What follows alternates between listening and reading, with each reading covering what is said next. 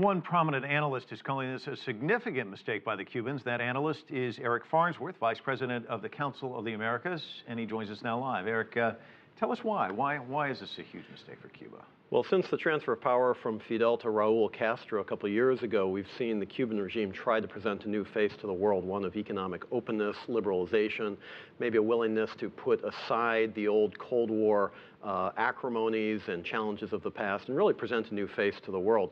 What this incident does is it reminds a lot of people that, in fact, Cuba is still a player on some pretty significant security challenges that continue to face us, namely North Korea. Here's what Cuba is saying. We want to throw this up on the screen. The agreements subscribed by Cuba in this field are supported by the need to maintain our defensive capacity in order to preserve national sovereignty. That's Cuba's take. It's all about national security. Is that going to fly? Probably not.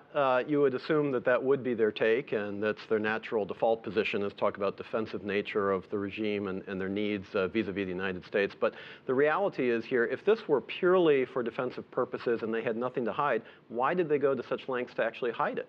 And in hiding the equipment underneath tons of sugar designed for North Korea, doing some things that, frankly, I think they knew that they were probably trying to do something that they probably shouldn't have been doing. Now, one might say, well, this is an anomaly, although the New York Times is now reporting that another ship made a similar journey in 2012. So what do we deduce from that? Well, we're not sure. A lot of this stuff is highly secretive by its nature. But I think that one thing we can assume is that it wasn't just Panama that was in on this game in terms of seizing the ship. Clearly, they had some intelligence help, probably from the United States, which tracks these issues very, very carefully.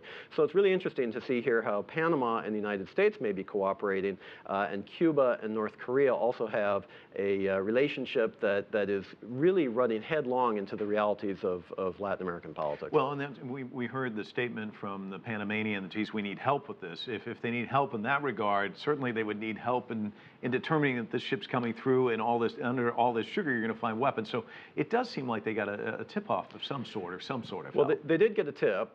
They were told by some unnamed source that there were probably drugs aboard the ship.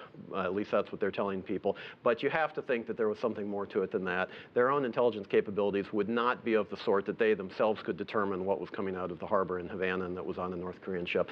So you assume that they had some intelligence help from the United States. And don't forget, the United States and Panama have had a very long relationship for many years. The United States actually based troops in Panama up until 1979. So it's a long relationship. And helped with the canal long ago. Yep. Here in the United States, a leading Senator, Robert Menendez, has spoken out. He's the chairman of the Foreign Relations Committee. He says, this reinforces the necessity that Cuba remain on the State Department's list of countries that sponsor state terrorism. I call on the Obama administration to submit this case to the UN Security Council for review. How does this, first of all, do you think that's going to happen? And secondly, how does this affect this relationship, which is always kind of, it seems like maybe it's listing in this direction and then goes right, it kind of tilts back in the other direction between Cuba and the United States? I think in the immediate term, it's going to freeze the relationship, because as much as the Obama administration may be looking to open up or liberalize at least incrementally toward Cuba and to reward, if you want to use that word, steps that the Cuban regime has been making to liberalize its economy, don't forget Congress is a very important player in the U.S. relationship with Cuba, and Congress has made very clear. You mentioned Chairman Menendez. There have been others who have made very strong statements to say now is not the time to do that. So it'll probably freeze that in place. But I think what it also does is it provides ammunition for those who have never wanted to see Cuba leave the state sponsors of terrorism list that the State Department maintains. And I think you're going to see probably a freezing in the relationship, at least in the near term. Now, over the longer term, of course, that's a little bit different, but this is a near-term thing. We'll have to see where it leads. All right, Eric Farnsworth, always a delight to talk to you. Thanks so much for coming in.